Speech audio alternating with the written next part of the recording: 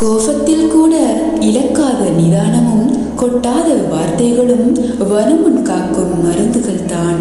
கோபத்தில் கூட இழக்காத நிதானமும் கொட்டாத வார்த்தைகளும் வருமுன் காக்கும் மருந்துகள் தான்.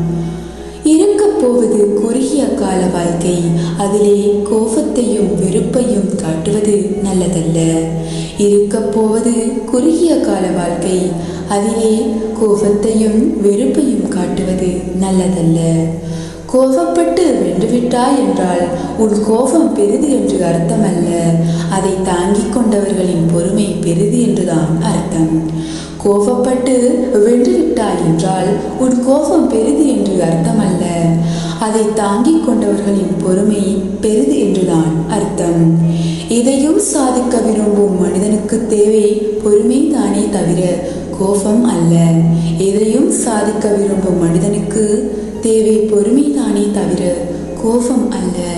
இப்படிக்கு கவியின் இளவரசி ஆர்ஜே மின்னா.